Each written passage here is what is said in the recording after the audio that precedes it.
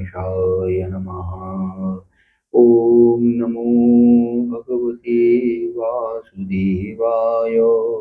ओम नमो भगवते वासुदेवाय। ओम नमो भगवते वासुदेवाय। ओम नमो भगवते वासुदेवाय। श्रुति कहते हैं, सौनक जी, पांडवों के महाप्रयाण के पश्चात भगवान के परम भक्त राजा परीक्षित श्रेष्ठ ब्राह्मणों की शिक्षा के अनुसार पृथ्वी का शासन करने लगे। उनके जन्म के समय ज्योतिषियों ने उनके संबंध में जो कुछ कहा था, वास्तव में वे सभी महान गुण उनमें विद्यमान थे। उन्होंने उत्तर की पुत्री इरावती से विवाह किया। उससे उन्होंने जन्मेजय आदि 4 पुत्र उत्पन्न किए तथा कृपाचार्य को आचार्य बनाकर उन्होंने गंगा के तट पर 3 अश्वमेध यज्ञ किए, जिनमें ब्राह्मणों को पुष्कर दक्षिणा दी गई। उन यज्ञों में देवताओं ने प्रत्यक्ष रूप में प्रकट होकर अपना भाग ग्रहण किया था। एक बार दिग्विजय करते समय उन्होंने देखा कि शूद्र के रूप में कलयुग राजा का वेश धारण करके एक गाय और बैल के जोड़े को ठोकरों से मार रहा है। तब उन्होंने उसे बलपूर्वक पकड़कर दंड दिया। सौनक जी ने पूछा, महाभाग्यवान सूत जी, विजय के समय महाराज परीक्षित ने कलयुग को दंड देकर ये क्यों छोड़ दिया, मार क्यों नहीं डाला? क्योंकि राजा का वेश धारण करने पर भी था तो वह अधम शूद्र ही जिसने गाय को लात से मारा था। यदि यह प्रसंग भगवान श्री कृष्ण की लीला से अथवा उनके चरण कमलों की मकरंद रसपान का करने वाले रसिक महानुभावों से संबंध रखता हो तो अवश्य कहिए। दूसरी व्यर्थ की बातों से क्या लाभ, उनमें तो आयु व्यर्थ नष्ट होती है। प्यारे सूत जी, जो लोग चाहते तो हैं मोक्ष परंतु अल्पायु होने के कारण मृत्यु से ग्रस्त हो रहे हैं, उनके कल्याण के लिए भगवान यम का आवाहन करके उन्हें यहाँ सामित्र कर्म में नियुक्त कर दिया गया है। जब तक यमराज यहाँ इस कर्म में नियुक्त हैं तब तक किसी की मृत्यु नहीं होगी। मृत्यु से ग्रस्त मनुष्य लोक के जीव भी भगवान की सुधा तुल्य लीला कथा का पान कर सकें, इसलिए महर्षियों ने भगवान यम को यहाँ बुलाया है। एक तो थोड़ी आयु और दूसरे कम समझ, ऐसी अवस्था में संसार के मंदभाग्य विषयी पुरुषों की आयु व्यर्थ ही बीती जा रही है। नींद में रात और के कामों में दिन व्यर्थ के कामों में दिन। सूत जी ने कहा, जिस समय राजा परीक्षित कुरुजांगल देश में सम्राट के रूप में निवास कर रहे थे, उस समय उन्होंने सुना कि मेरी सेना द्वारा सुरक्षित साम्राज्य में कलयुग का प्रवेश हो गया है। इस समाचार से उन्हें दुख तो अवश्य हुआ, परंतु यह सोच कर कि युद्ध करने का अवसर हाथ लगा, वे उतने दुखी नहीं हुए। इसके बावजूद वीर परीक्षित ने धनुष हाथ में ले लिया। वे श्याम वर्ण की घोड़ों से जुते हुए सिंह की ध्वजा वाली सुसज्जित रथ पर सवार होकर दिग्विजय करने के लिए नगर से बाहर निकल पड़ी। उस समय रथ, हाथी, घोड़ी और पैदल सेना उनके साथ साथ चल रही थी। उन्होंने भद्राक्ष, केतुमाल, भारत, उत्तरपुर और किम्ब पुरुष आदि सभी वर्षों को जीतकर वहां के राजाओं से भेंट ली। उन्हें उन देशों में सर्वत्र अपने पूर्वज महात्माओं का सुनने को मिला। उसे यशोगान से पद पद पर भगवान श्री कृष्ण की महिमा प्रकट होती थी। इसके साथ ही उन्हें यह भी सुनने को मिलता था कि भगवान श्री कृष्ण ने अश्वत्थामा की ब्रह्मास्त्र की ज्वाला से किस प्रकार उनकी रक्षा की थी। यदुवंशी और पांडवों में परस्पर कितना प्रेम था पांडवों की भगवान श्री कृष्ण में कितनी भक्ति थी। जो लोग उन्हें यह चरित्र सुनाते उन पर महामना राजा परीक्षित बहुत प्रसन्न होते, उनके नेत्र प्रेम से खिल उठे।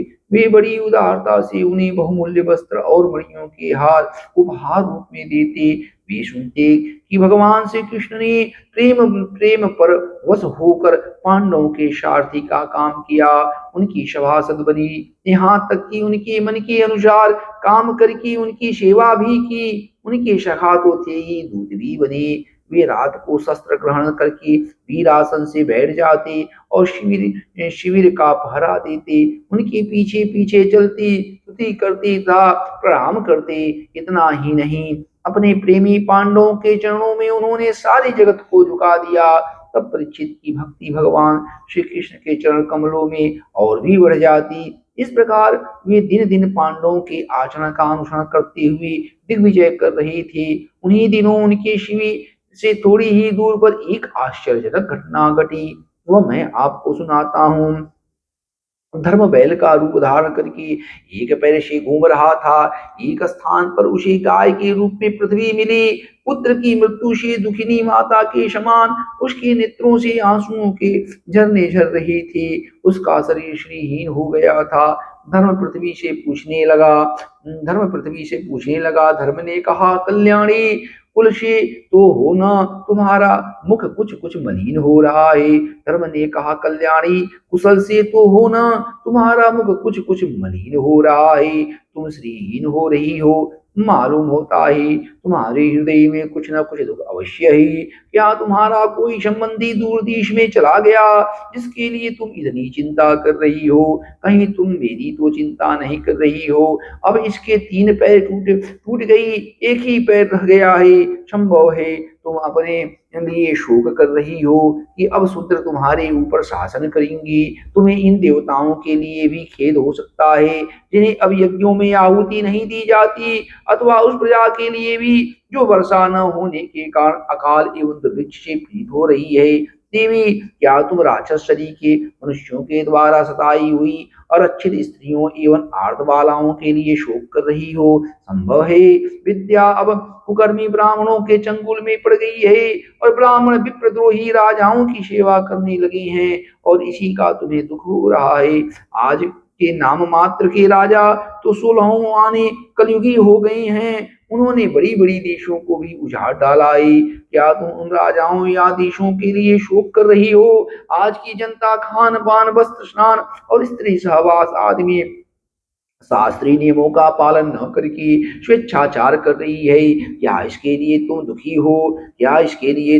हो? माँ पृथ्वी, अब समझ में आया हो न हो तुम्हें भगवान श्री कृष्ण की याद आ रही होगी, क्योंकि उन्होंने तुम्हारा भार उतारने के लिए ही अवतार लिया था और ऐसी लीलाएं की थी जो मोक्ष का भी अवलंबन है। अब उनकी लीला संवरण कर लेने पर उनके परित्याग से तुम दुखी हो रही हो। देवी, तुम तो धन रत्नों की खान हो। तुम अपने क्लेश का कारण जिससे तुम इतनी दुर्बल हो गई हो, मुझे बतलाओ। मालूम होता है बड़े बड़े बलवानों को भी हरा देने वाले काल ने देवताओं के द्वारा वंदनीय तुम्हारे सौभाग्य को छीन लिया है। पृथ्वी ने कहा, धर्म, तुम मुझसे जो कुछ पूछ रहे हो वह सब स्वयं जानते हो। जिन भगवान के सहारे तुम सारे संसार को सुख पहुंचाने वाले अपने चारों चरणों से युक्त थे, जिनमें सत्य, पवित्रता, दया, क्षमा, त्याग, संतोष, सरलता, शमदम, तप, समता, तितिक्षा, उपरति, शास्त्र विचार, ज्ञान, वैराग्य, ऐश्वर्य, वीरता, तेज, बल, स्मृति, स्वतंत्रता, कौशल, कांति, धैर्य, कोमलता, निर्भीकता, विनय, शील, साहस, उत्साह, बल, सौभाग्य, गंभीरता, स्थिरता, आस्तिकता, कीर्ति, गौरव और निरहंकारता, ये 39 अप्राकृतिक गुण तथा महत्वाकांक्षी पुरुषों के द्वारा वांछनीय शरणागत वत्सलता आदि और भी बहुत से महान गुण उनकी सेवा करने के लिए नित्य निरंतर निवास करते हैं। एक क्षण के लिए भी उनसे अलग नहीं होते। उन्हीं समस्त गुणों के आश्रय सौंदर्य धाम भगवान श्री कृष्ण ने इस समय इस लोक से अपनी लीला समरण कर ली और यह संसार पापमय कलयुग की कुदृष्टि का शिकार हो गया। यही देखकर मुझे बड़ा शोक हो रहा है। अपने लिए, देवताओं में श्रेष्ठ तुम्हारे लिए, देवता, पितर, ऋषि, साधु और समस्त वर्णों तथा आश्रमों के मनुष्यों के लिए मैं शोकग्रस्त हो रही हूँ, जिनका कृपा कटाक्ष प्राप्त करने के लिए ब्रह्मा आदि देवता भगवान की शरणागत होकर बहुत दिनों तक तपस्या करते रही। वही लक्ष्मी जी अपने निवास स्थान कमल वन का परित्याग करके बड़ी प्रेम से जिनके चरण कमलों श्री राम, जय जय। ओम नमो भगवते वासुदेवाय। उन्हीं भगवान के कमल वज्र अंकुश ध्वजा आदि चिन्हों से युक्त श्री चरणों से विभूषित होने के कारण मुझे महान वैभव प्राप्त हुआ था और मेरी तीनों लोकों उनसे बढ़कर शोभा हुई थी। परंतु मेरे सौभाग्य का अब अंत हो गया। भगवान ने मुझ अभाग्नि को छोड़ दिया। मालूम होता ही मुझे अपने सौभाग्य पर गर्व हो गया था, इसलिए उन्होंने मुझे यह दंड दिया। तुम अपने तीन चरणों के कम को हो जाने से मन ही मन कुड़ रहे थे, अतः अपने पुरुषार्थ से तुम्हें अपने ही अंदर पुनः सब अंगों से पूर्ण एवं स्वस्थ कर देने के लिए वे अत्यंत रमणीय श्याम सुंदर विग्रह से यदुवंश में प्रकट हुए और मेरी बड़े भारी भार को, जो असुरवंशी राजाओं की सैकड़ों अक्षौणियों के रूप में था, नष्ट कर डाला। क्योंकि वे परम स्वतंत्र थे, उन्होंने अपने प्रेम भरी चितवन, मनोहर मुस्कान और मीठी मीठी बातों से सत्यभामा आदि मधुमयी मानिनियों के मान के साथ धीरज को भी छीन लिया था। और जिनके चरण कमलों की स्पर्श से मैं निरंतर आनंद आनंद से पुलकित रहती थी, उन पुरुषोत्तम भगवान श्री कृष्ण का विरह भला कौन सह सकती है।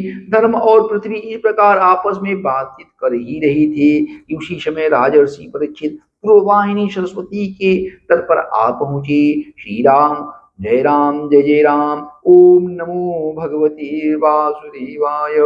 ओम नमो भगवते वासुदेवाय। सूत जी कहते हैं, शौनक जी वहां पहुंचकर राजा परीक्षित ने देखा कि एक राजवेशधारी शूद्र हाथ में डंडा लिए हुए है और गाय बैल के एक जोड़े को इस तरह पीटता जा रहा है जैसे उनका कोई स्वामी ही न हो। वह कमल तंतु के समान श्वेत रंग का बैल एक पैर से खड़ा कांप रहा था तथा शूद्र की ताड़ना से पीड़ित और भयभीत होकर मूत्र त्याग कर रहा था।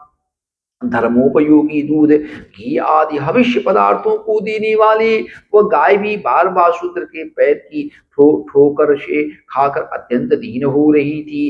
एक तो वह स्वयं ही दुबली पतली थी, दूसरी उसका बछड़ा भी उसके पास नहीं था। उसे भूख लगी हुई थी और उसकी आंखों से आंसू बहते जा रहे थे। स्वर्ण जटित रथ पर चढ़ी हुई राजा परीक्षित ने अपना धनुष चढ़ाकर मेघ के समान गंभीर वाणी से उसको ललकारा, अरे तू कौन है जो बलवान होकर भी मेरी राज्य की इन दुर्बल प्राणियों को बलपूर्वक मार रहा है। तूने नट की भांति वेश तो राजा का सा बना रखा है, परंतु कर्म से तू शूद्र जान पड़ता है।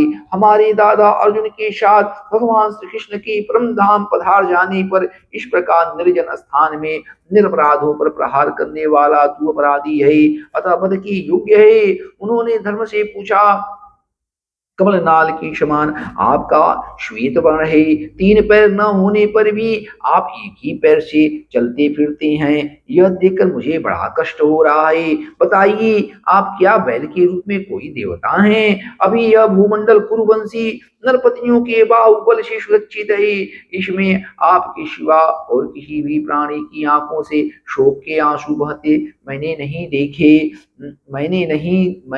देखे। धेनुपुत्र अब आप शोक न करें, इस शूद्र से निर्भय हो जाएं। वो माता, मैं दुष्टों को दंड देने वाला हूँ, अब आप रोए नहीं, आपका कल्याण हो। देवी, जिस राजा के राज्य में दुष्टों की उपद्रव से सारी प्रजा त्रस्त रहती है, उस मत वाले राजा की कीर्ति, आयु, ऐश्वर्य और परलोक नष्ट हो जाते हैं। राजाओं का परम धर्म यही है कि वे दुखियों का दुख दूर करें। यह महादुष्ट और प्राणियों को पीड़ित करने वाला है, अतः मैं अभी इसे मार डालूंगा।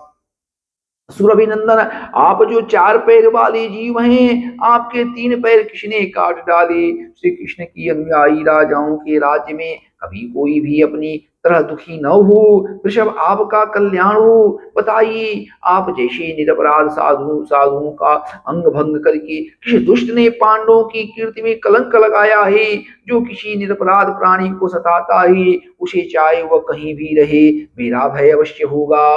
दुष्टों का दमन करने से साधुओं का कल्याण ही होता है।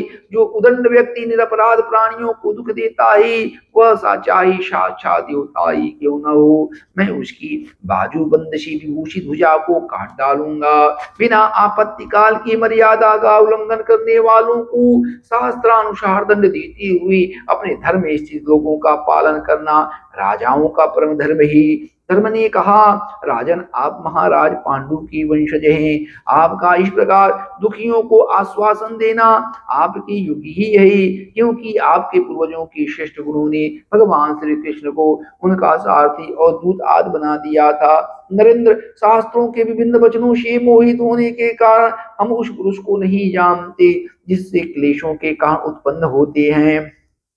जो लोग किसी भी प्रकार की द्वैत को स्वीकार नहीं करते, वे अपने आप को ही अपने दुख का कारण बतलाते हैं। कोई प्रारब्ध को कारण बतलाते हैं, तो कोई कर्म को, कुछ लोग स्वभाव को, तो कुछ लोग ईश्वर को दुख का कारण मानते हैं। किन्हीं किन्हीं का ऐसा भी निश्चय है कि दुख का कारण न तो तर्कशी के द्वारा जाना जा सकता है और न वाणी के द्वारा बताया जा सकता है। राजर्षि, अब इनमें कौन सा मत ठीक है, यह आप अपनी बुद्धि से ही विचार लीजिए। सूत जी कहते हैं, ऋषि श्रेष्ठ शौनक जी, धर्म का यह प्रवचन सुनकर सम्राट परीक्षित बहुत प्रसन्न हुए, उनका खेद मिट गया।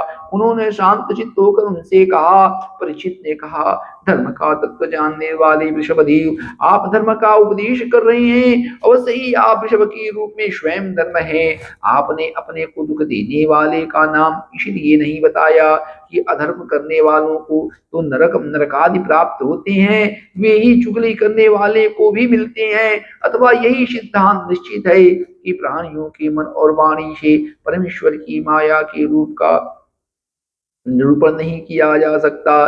धर्मदेव, सत्य युग में आपके चार चरण थे, तब पवित्रता, दया और सत्य। इस समय अधर्म के अंश, गर्भ, आसक्ति और मद से तीन चरण नष्ट हो चुके हैं। अब आपका चौथा चरण केवल सत्य ही बच रहा है, उसी के बल पर आप जी रहे हैं। असत्य से पुष्ट हुआ यह अधर्म रूप कलयुग उसे भी ग्रास कर लेना चाहता है। ये गौ माता साक्षात पृथ्वी है, भगवान ने इनका भारी बोझ उतार दिया था और ये उनके राशि राशि सौंदर्य बिखेरने वाले चरण चिन्हों से सर्वत्र उत्सवमयी हो गई थी। अब ये उनसे बिछुड़ गई हैं। वे साध्वी अभागिनी के समान नेत्रों में जल भरकर यह चिंतन करती रहती हैं कि अब राजा का स्वांग बनाकर ब्राह्मण द्रोही शूद्र मुझे भोगेंगे भोगेंगे।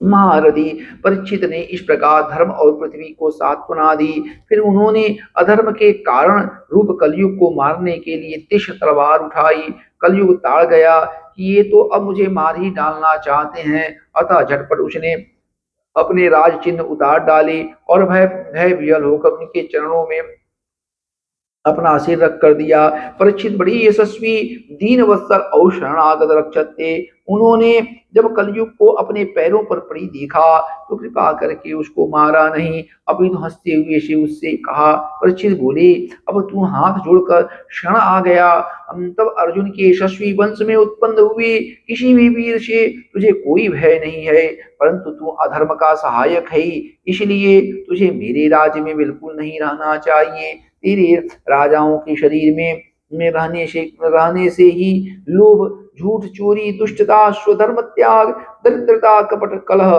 दंभ और दूसरे पापों की बढ़ती हो रही है। अतः अधर्म के साथ ही इस ब्रह्मावर्त में तू एक क्षण के लिए भी न ठहरना, क्योंकि यह धर्म और सत्य का निवास स्थान है। इस क्षेत्र में यज्ञ विधि के जानने वाले महात्मा यज्ञों के द्वारा यज्ञ पुरुष भगवान की आराधना करती रहते हैं। इस देश में भगवान श्री हरि यज्ञों के रूप में निवास करते हैं। यज्ञों के द्वारा उनकी पूजा होती है और वे यज्ञ करने वालों का कल्याण करते हैं। वे सर्वात्मा भगवान वायु भी भांत समस्त चराचर जीवों के भीतर और बाहर एक रस स्थित रहते हुए उनकी कामनाओं को पूर्ण करते रहते हैं। सूत जी कहते हैं, परीक्षित की यह आज्ञा सुनकर कलयुग सिहर उठा।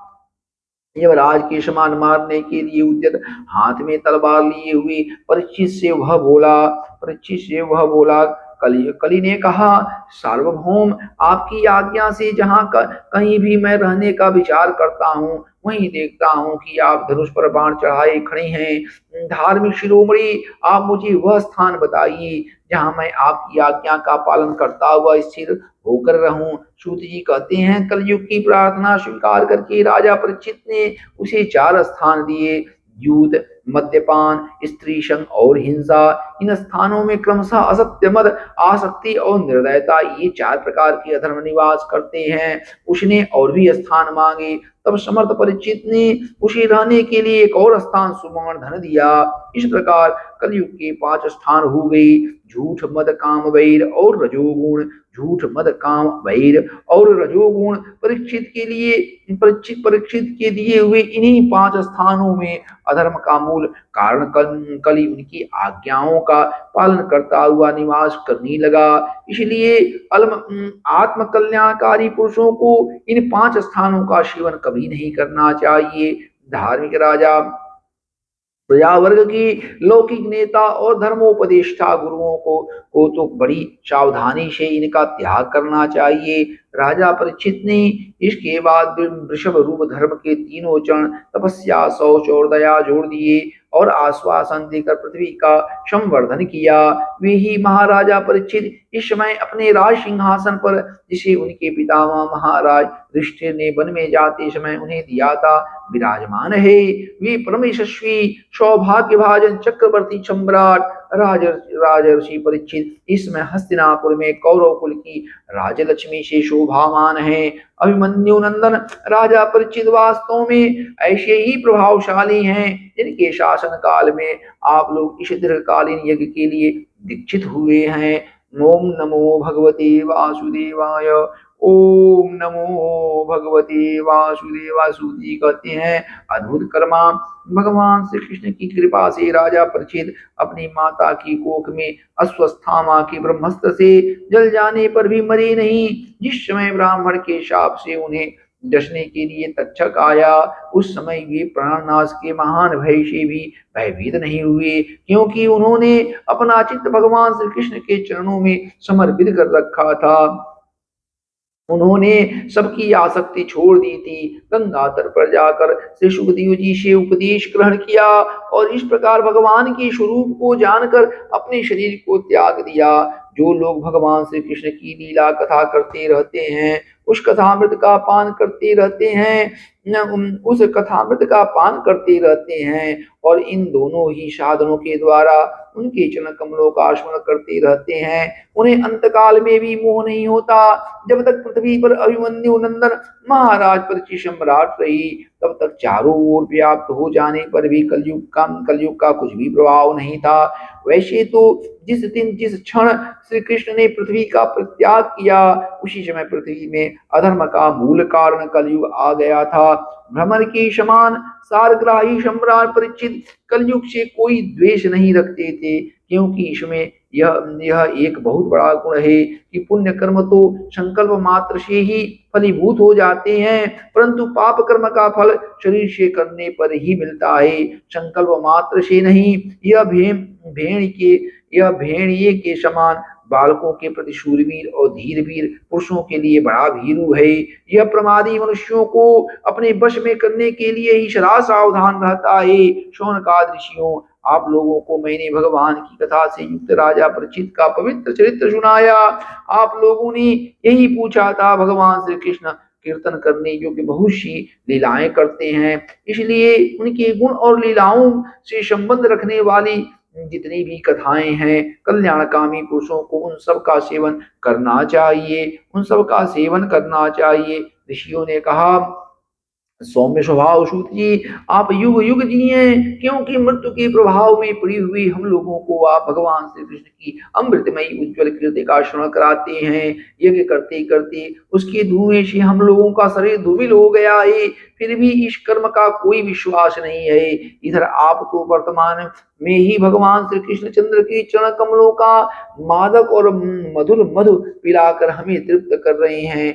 भगवत प्रेमी भक्तों के लव मात्र के सत्संग से स्वर्ग एवं मोक्ष की भी तुलना नहीं की जा सकती। फिर मनुष्यों के तुच्छ भोगों की तो बात ही क्या है। ऐसा कौन रस मर्मज्ञ होगा जो महापुरुषों के एकमात्र जीवन सर्वस्व श्री कृष्ण की लीला कथाओं से तृप्त हो जाए। समस्त प्राकृतिक गुणों से अतीत भगवान की अचिंत अनंत कल्याण में गुण गणों का पार तो ब्रह्म शंकर आदि बड़ी बड़ी योगीश्वर भी नहीं पा सकते। विद्वान आप भगवान को ही अपने जीवन का ध्रुव तारा मानते हैं, इसलिए आप सत्पुरुषों के एकमात्र आश्रय भगवान के उदार और विशुद्ध चरित्रों का हम श्रद्धालु श्रोताओं के लिए विस्तार से वर्णन कीजिए। भगवान के परम प्रेमी महाबुद्धि परीक्षित ने श्री सुखदेव जी के उपदेश किए हुए जिस ज्ञान से मोक्ष स्वरूप भगवान के चरण कमलों को प्राप्त किया, आप कृपा करके उसी ज्ञान और परीक्षित के परम पवित्र उपाख्यान का वर्णन कीजिए, क्योंकि उसमें कोई बात छिपा कर नहीं कही गई होगी और भगवत प्रेमी प्रेमी की अद्भुत योग निष्ठा का निरूपण किया गया होगा। उसमें पद पद पर भगवान श्री कृष्ण की लीलाओं का वर्ण हुआ होगा। भगवान के प्यारे भक्तों को वैसा प्रसंग सुनने में बड़ा रस मिलता है, बड़ा रस मिलता है। सूत जी कहते हैं, अहो विलोम जाति में उत्पन्न होने पर भी महात्माओं की सेवा करने के कारण आज हमारा जन्म सफल हो गया, क्योंकि महापुरुषों के साथ बातचीत करने मात्र से ही नीच कुल में उत्पन्न होने की मनोव्यथा शीघ्र ही मिट जाती है। फिर उन लोगों की तो बात ही क्या है जो सत्पुरुषों की एकमात्र आश्रय भगवान का नाम लेते हैं। भगवान की शक्ति अनंत है, वे स्वयं अनंत हैं। वास्तव में उनके गुणों की अनंतता के कारण ही उन्हें अनंत कहा जाता है, कहा गया है। भगवान के गुणों की समानता भी जब कोई नहीं कर सकता, तब उनसे बढ़कर तो कोई हो ही कैसे सकता है। उनके गुणों की यह विशेषता समझाने के लिए इतना कह देना ही पर्याप्त है कि लक्ष्मी जी अपने को प्राप्त करने की इच्छा से प्रार्थना करने वाली ब्रह्मादि देवताओं को छोड़कर भगवान के न चाहने पर भी उनके चरण कमलों की रज का ही सेवन करती हैं, उनके चरण कमलों का रज ही सेवन करती हैं। ब्रह्मा जी ने भगवान के चरणों का प्रक्षालन करने के लिए जो जल समर्पित किया था, वही उनके चरण नखों से निकलकर गंगा जी के रूप में प्रभावित हुआ। यह जल महादेव जी सहित सारी जगत को पवित्र करता ही। ऐसी अवस्था में त्रिभुवन में श्री कृष्ण की अतिरिक्त भगवान शब्द का दूसरा और क्या अर्थ हो सकता है। जिनके प्रेम को प्राप्त करके धीर पुरुष बिना किसी हिचक के देह गेह आदि की दृढ़ आसक्ति को छोड़ देते हैं और उस अंतिम परमहंस आश्रम को स्वीकार करते हैं, जिसमें किसी को कष्ट न पहुंचाना और सब ओर से उपशांत हो जाना ही स्वधर्म होता है। सूर्य की समान प्रकाशमान महात्माओं, आप लोगों ने मुझसे जो कुछ पूछा वह मैं अपनी समझ के अनुसार सुनाता हूँ। जैसे पक्षी अपनी शक्ति के अनुसार आकाश में उड़ते हैं, वैसे ही विद्वान लोग भी अपनी अपनी बुद्धि के अनुसार ही भगवान श्री कृष्ण की लीला का वर्णन करते हैं। एक दिन राजा परीक्षित धनुष लेकर वन में शिकार खेलने गए हुए थे।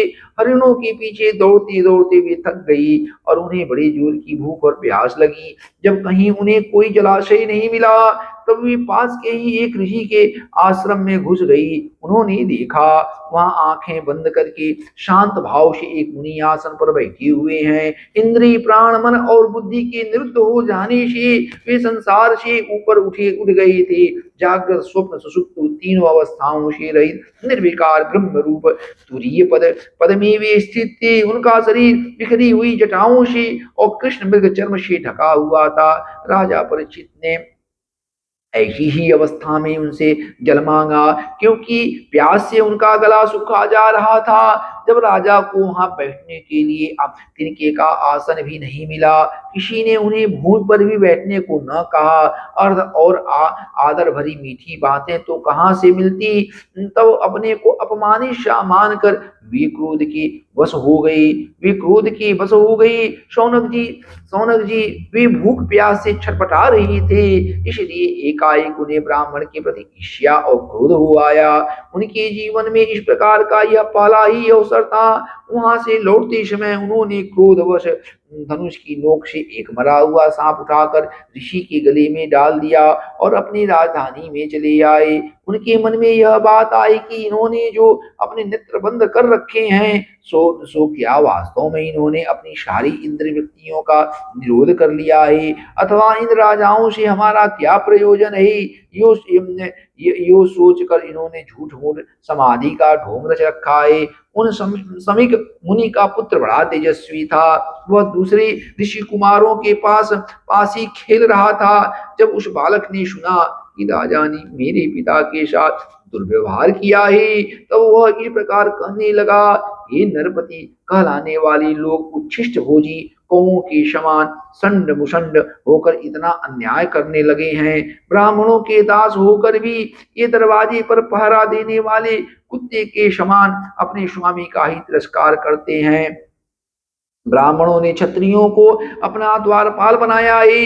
उन्हें द्वार पर रहकर रक्षा करनी चाहिए। घर में घुसकर स्वामी के बर्तनों में खाने का उसे अधिकार नहीं है। अतएव उन मार्गगामियों के शासक भगवान श्री कृष्ण के परम धाम पधार जाने पर इन मर्यादा तोड़ने वालों को आज मैं दंड देता हूँ। मेरा तपोबल देखो। अपने साथी बालकों से इस प्रकार कहकर क्रोध से लाल लाल आंखों वाले उस ऋषि कुमार ने कौशिकी नदी के जल से आचमन करके अपनी वाणी रूपी वज्र का प्रयोग किया। तुलांगार परीक्षित ने मेरे पिता का अपमान करके मर्यादा का उल्लंघन किया है, इसलिए मेरी प्रेरणा से आज के 7वें दिन उसे तक्षक सर्प डस लेगा। तक्षक सर्प डस लेगा। इसके बाद वह बालक अपने अपने आश्रम पर आया और अपने पिता के गले में सांप देखकर उसे बड़ा दुख हुआ था। वह ठाण मारकर रोने लगा। विप्रवर शौनक जी समीक मुनि ने अपने पुत्र का रोना चिल्लाना सुनकर धीरे धीरे अपनी आंखें खोली और देखा कि उनके गले में एक मरा सांप पड़ा है। उसे फेंक कर उन्होंने अपने पुत्र से पूछा, बेटा तुम क्यों रो रहे हो, किसने तुम्हारा अपकार किया है। उनके इस प्रकार पूछने पर बालक ने सारा हाल कह दिया। ब्रह्मर्षि शमीक ने राजा के शाप की बात सुनकर अपने पुत्र का अभिनंदन नहीं किया। उनकी दृष्टि में परीक्षित शाप के योग्य नहीं थे। उन्होंने कहा, ओह मूर्ख बालक, तूने बड़ा पाप किया। खेद है कि उनकी थोड़ी सी गलती के लिए तूने उनको इतना बड़ा दंड दिया। तेरी बुद्धि अभी कच्ची है। तुझे भगवत स्वरूप राजा को साधारण मनुष्य के समान नहीं समझना चाहिए, क्योंकि राजा के दुस्सहते से सुरक्षित और निर्भय रहकर ही प्रजा अपना कल्याण संपादन करती है। जिस समय राजा का रूप धारण करके भगवान पृथ्वी पर नहीं दिखाई देंगे, उस समय चोर बढ़ जाएंगे और आरक्षित भेड़ों के समान एक क्षण में ही लोगों का नाश हो जाएगा। राजा के नष्ट हो जाने पर धन आज चुराने वाले चोर जो पाप करेंगे, उसके साथ हमारा कोई संबंध न होने पर भी वह हम पर भी लागू होगा, क्योंकि राजा के न रहने पर लुटेरे बढ़ जाते हैं और वे आपस में मारपीट गाली गलौज करते हैं। साथ ही पशु स्त्री और धन संपत्ति भी लूट लेते हैं। उस समय मनुष्यों का वर्णाश्रमाचार युक्त वैदिक आर्य धर्म लुप्त हो जाता है। अर्थ लोभ और काम वासना के विवश होकर लोग कुत्तों और बंदरों के समान वर्णशंकर हो जाते हैं। सम्राट परीक्षित तो बड़े ही यशस्वी और धर्म धुरंधर हैं। उन्होंने बहुत से अश्वमेध यज्ञ किए हैं और वे भगवान के परम प्यारे भक्त हैं। वे ही राजर्षि भूख प्यास से व्याकुल होकर हमारे आश्रम पर आए थे। वे शाप के योग्य कदापि नहीं हैं। वे शाप के योग्य कदापि नहीं है। इस नासमझ बालक ने हमारे निष्पाप सेवक राजा का अपराध किया है। सर्वात्मा भगवान कृपा करके इसे क्षमा करें। भगवान के भक्तों में भी बदला लेने की शक्ति होती है, परंतु वे दूसरों के द्वारा किए हुए अपमान, धोखेबाजी, गाली गलौज, आक्षेप और मारपीट का कोई बदला नहीं लेते। महामुनि शमीक को पुत्र के अपराध पर बड़ा पश्चाताप हुआ। राजा परीक्षित ने जो उनका अपमान किया था उस पर उन्होंने ध्यान ही नहीं दिया।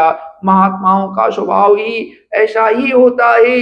जगत में जब दूसरे लोग उन्हें सुख दुखादि द्वंद्वों में डाल देते हैं, तब भी वे प्राय हर्षित या व्यथित नहीं होते हैं, क्योंकि आत्मा का स्वरूप तो गुणों से सर्वथा प्रिय है। ओम नमो भगवते वासुदेवाय। ओम नमो भगवते वासुदेवासूत जी कहते हैं, राजधानी में पहुंचने पर राजा परीक्षित को अपने उस निंदनीय कर्म के लिए बड़ा पश्चाताप हुआ।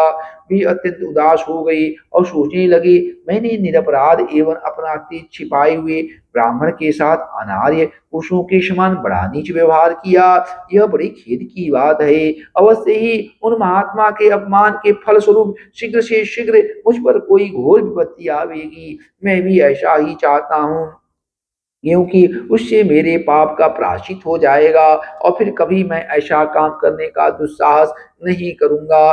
ब्राह्मणों की क्रोधाग्नि आज ही मेरे राज सेना और भरे पूरे खजाने को जलाकर खाक कर देगी, जिससे फिर कभी मुझे दुष्ट की ब्राह्मण देवता और गौों के प्रति ऐसी पाप बुद्धि न होगी, ऐसी पाप बुद्धि न होगी। वे इस प्रकार चिंतन कर ही रहे थे कि उन्हें मालूम हुआ ऋषि कुमार के शाप से तक्षक मुझे डसेगा। उन्हें वह धधकती हुई आग के समान तक्षक का डसना बहुत बहुत बहुत भला मालूम हुआ। उन्होंने सोचा कि बहुत दिनों से मैं संसार में आसक्त हो रहा था, अब मुझे शीघ्र वैराग्य होने का कारण प्राप्त हो गया।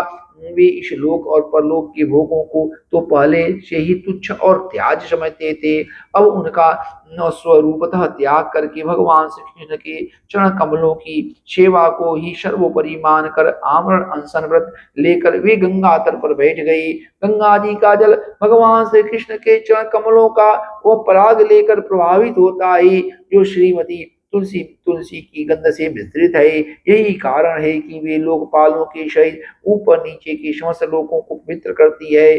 कौन ऐसा मरासन पुरुष होगा जो उनका सेवन न करेगा। इस प्रकार गंगा जी के तट पर आम्र अनशन का निश्चय करके उन्होंने समस्त आसक्तियों का प्रत्याग कर दिया और वे मुनियों का व्रत स्वीकार करके अनन्य भाव से श्री कृष्ण के चरण कमलों का ध्यान करने लगी। उस समय त्रिलोकी को पवित्र करने वाले बड़ी बड़ी महानुभाव ऋषि मुनि अपने शिष्यों के साथ वहां पधारे।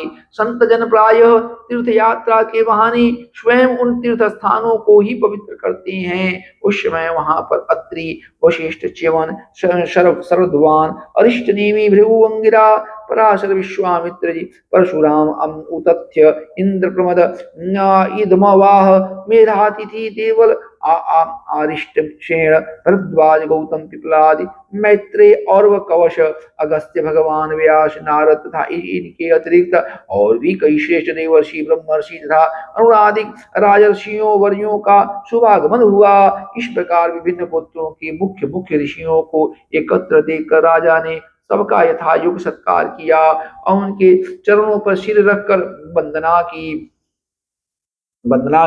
जब सब लोग आराम से अपने अपने आसनों पर बैठ गए, तब महाराज परीक्षित ने उन्हें फिर से प्रणाम किया और उनके सामने खड़ी होकर शुद्ध हृदय से अंजलि बांधकर वे जो कुछ करना चाहते थे उसे सुनाने लगे। राजा परीक्षित ने कहा, ओ समस्त राजाओं में हम धन्य हैं, धन्यतम है, क्योंकि अपने शील स्वभाव के कारण हम आप महापुरुषों के कृपा पात्र बन गए हैं। राजवंश के लोग प्राय निंदित कर्म करने के कारण ब्राह्मणों के चरण धुवन से दूर पड़ जाते हैं। यह कितने खेद की बात है। मैं भी राजा ही हूँ, निरंतर देह गेह में आसक्त रहने के कारण मैं भी पाप रूप ही हो गया हूँ। इसी से स्वयं भगवान ही ब्राह्मण के शाप के रूप में मुझ पर कृपा करने के लिए पधारे हैं। यह शाप वैराग उत्पन्न करने वाला है, क्योंकि इस प्रकार के शाप से संसारासक्त पुरुष भयभीत होकर विरक्त हो जाया करते हैं। ब्राह्मणों, अब मैंने अपने चित्त को भगवान के चरणों में समर्पित कर दिया है। आप लोग और माँ गंगा जी शरणागत जानकर मुझ पर अनुग्रह करें। ब्राह्मण कुमार के शाप से प्रीत कोई दूसरा कपट से तक्षक का रूप धरकर मुझे डस ले अथवा स्वयं तक्षक आकर डस ले, इसकी मुझे तनिक भी परवाह नहीं है। आप लोग कृपा करके भगवान की रसमयी लीलाओं का गायन करें। मैं आप ब्राह्मणों के चरणों में प्रणाम करके पुनः यही प्रार्थना करता हूँ कि मुझे कर्मवश चाहे जिस योनि में जन्म लेना पड़ी, भगवान श्री कृष्ण के चरणों में मेरा अनुराग हो, उनके चरणाश्रित महात्माओं से विशेष प्रीति हो और जगत के समस्त प्राणियों के प्रति मेरी एक सी मैत्री रहे, ऐसा आप आशीर्वाद दीजिए। महाराज परीक्षित परम धीर थे। वे ऐसा दृढ़ निश्चय करके गंगा जी के दक्षिण तट पर पूर्वाग्र कुशों के आसन पर उत्तर मुख होकर बैठ गई। राजा राज राजकाज का भार तो उन्होंने पहले ही अपने पुत्र जन्मेजय को सौंप दिया था। जन्मेजय कुश पृथ्वी के एक छत्र सम्राट परीक्षित जब इस प्रकार आमरण अनशन का निश्चय करके बैठ गई, तो आकाश में स्थित देवता लोग बड़े आनंद से उनकी प्रशंसा करते हुए वहां पृथ्वी पर पुष्पों की वर्षा करने लगे था। उनके नगारे बार बार बजने लगे। सभी उपस्थित महर्षियों ने परीक्षित के निश्चय की प्रशंसा की और साधु साधु कहकर उनका अनुमोदन किया। ऋषि लोग तो स्वभाव से ही लोगों पर अनुग्रह की वर्षा करते रहते हैं। यही नहीं, उनकी सारी शक्ति लोक पर कृपा करने के लिए ही होती है। उन लोगों ने भगवान श्री कृष्ण के गुणों से प्रभावित परीक्षित के प्रति उनके अनुरूप वचन कही। राजर्षि शिरोमणि, भगवान श्री कृष्ण के सेवक और अनुयायी आप पांडुवंशियों के लिए यह कोई आश्चर्य की बात नहीं है, क्योंकि आप लोगों ने भगवान की सन्निधि प्राप्त करने की आकांक्षा से उस राज सिंहासन का एक क्षण में ही परित्याग कर दिया, जिसकी सेवा बड़ी बड़ी राजा अपने मुकुटों से करते थे। हम सब तब तक यहीं रहेंगे जब तक ये भगवान के परम भक्त परीक्षित अपने नश्वर शरीर को छोड़कर माया दोष एवं शोक से रहित भगवत धाम में नहीं चले जाते। ऋषियों के ये वचन बड़े ही मधुर, गंभीर, सत्य और समता से युक्त थे। उन्हें सुनकर राजा परीक्षित ने उन योग युक्त मुनियों का अभिनंदन किया और भगवान के मनोहर चरित्र सुनने की इच्छा से ऋषियों से प्रार्थना की। महात्माओं, आप सभी सब ओर से यहाँ पधारे हैं। आप सत्य लोक में रहने वाले मूर्तिमान वेदों के समान हैं। आप लोगों का दूसरों पर अनुग्रह करने की अतिरिक्त जो आपका सहज स्वभाव ही है, इस लोक या परलोक में और कोई स्वार्थ नहीं है। विप्रवरों, आप लोगों पर पूर्ण विश्वास करके मैं अपने कर्तव्य के संबंध में यह पूछने योग्य प्रश्न करता हूँ। आप सभी विद्वान परस्पर विचार करके बतलाइए कि सबके लिए, सब अवस्थाओं में और विशेष करके थोड़े ही समय में मरने वाले पुरुषों के लिए अंतःकरण और शरीर से करने योग्य विशुद्ध कर्म कौन सा है? विशुद्ध कर्म कौन सा है? उसी समय पृथ्वी पर स्वेच्छा से विचरण करते हुए किसी की कोई अपेक्षा न रखने वाले व्यास नंदन भगवान सुखदेव जी महाराज वहां प्रकट हो गए। वे वर्ण अथवा आश्रम के वाह चिन्हों से रहित एवं आत्मानुभूति में संतुष्ट थे। बच्चों और स्त्रियों ने उन्हें घेर रखा था। उनका वेश अवधूत का था। 16 वर्ष की अवस्था थी। चरण हाथ जंघा, भुजाएं, कंधे, कपोल और अन्य सब अंग अत्यंत सुकुमार थे। नेत्र बड़ी बड़ी और मनोहर थे। नासिका कुछ ऊंची थी, कान बराबर थी, सुंदर भवें थी। इनसे मुख बड़ा ही शोभायमान हो रहा था। गला तो मानो सुंदर शंख ही था। हंसली ठकी हुई छाती चौड़ी और उभरी हुई नाभिभौरी के समान गहरी था। उदर बड़ा ही सुंदर त्रिवली से युक्त था। लंबी लंबी भुजाएं थी। मुख पर गुलाले बाल बिखरे हुए थे। इस दिगंबर वेश में वे श्रेष्ठ देवताओं के समान तेजस्वी जान पड़ती थी। श्याम रंग था। चित्त को चुराने वाली भरी जवानी थी। वे शरीर की छटा और मधुर मुस्कान से स्त्रियों को सदा ही मनोहर जान पड़ते थे। यद्यपि उन्होंने अपने तेज को छिपा रखा था, फिर भी उनके लक्षण जानने वाले मुनियों ने उन्हें पहचान लिया और वे सब के सब अपने अपने आसन छोड़कर उनके सम्मान के लिए उठ खड़े हुए। राजा परीक्षित ने अतिथि रूप से पधारे हुए श्री सुखदेव जी को सिर झुकाकर प्रणाम किया और उनकी पूजा की। उनके स्वरूप को न जानने वाले बच्चे और स्त्रियां उनकी यह महिमा देखकर वहां से लौट गई। सबके द्वारा सम्मानित होकर श्री सुखदेव जी श्रेष्ठ आसन पर विराजमान हुए। ग्रह नक्षत्र और तारों से घिरे हुए चंद्रमा के समान ब्रह्मर्षि, देवर्षि और राजर्षियों के समूह से आवृत श्री सुखदेव जी अत्यंत शोभायमान हुए। वास्तव में वे महात्माओं के भी आदरणीय थे। जब प्रखर बुद्धि श्री सुखदेव जी शांत भाव से बैठ गई, तब भगवान के परम भक्त परीक्षित ने उनके समीप आकर और चरणों पर सिर रखकर प्रणाम किया। फिर खड़ी होकर हाथ जोड़कर नमस्कार किया। उसके पश्चात बड़ी मधुर वाणी से उनसे प्रिय पूछा। परीक्षित ने कहा, ब्रह्म स्वरूप भगवान, आज हम बड़भागी हुए, क्योंकि अपराधी क्षत्रिय होने पर भी हमें संत समागम का अधिकारी समझा गया। आज कृपा पूर्वक अतिथि रूप से पधार कर आपने हमें तीर्थ के तुल्य पवित्र बना दिया। आप जैसे महात्माओं के स्मरण मात्र से ही गृहस्थों के घर तत्काल पवित्र हो जाते हैं। फिर दर्शन स्पर्श पाद प्रक्षालन और आसन दान आदि का सुअवसर मिलने पर तो कहना ही क्या है, कहना ही क्या है, कहना ही क्या है। महायोगीन जैसे भगवान विष्णु के सामने दैत्य लोग नहीं ठहरते, वैसे ही आपकी सन्निधि से बड़ी बड़ी पाप भी तुरंत नष्ट हो जाते हैं। अवश्य ही पांडवों के श्री भगवान श्री कृष्ण मुझ पर अत्यंत प्रसन्न हैं। उन्होंने अपने फुफेरे भाइयों की प्रसन्नता के लिए उन्हीं के कुल में उत्पन्न हुए मेरे मेरे साथ भी अपनेपन का व्यवहार किया है। भगवान श्री कृष्ण की कृपा न होती तो आप सरीखे एकांत ब्रह्मवासी अव्यक्त गति परम सिद्ध पुरुष एवं स्वयं पधार कर इस मृत्यु के समय हम जैसे प्राकृतिक मनुष्यों को क्यों दर्शन देते। आप योगियों के परम गुरु हैं, इसलिए मैं आपसे परम सिद्धि के स्वरूप और साधन के संबंध में प्रश्न कर रहा हूँ। जो पुरुष सर्वथा मरणासन्न है, उसको क्या करना चाहिए?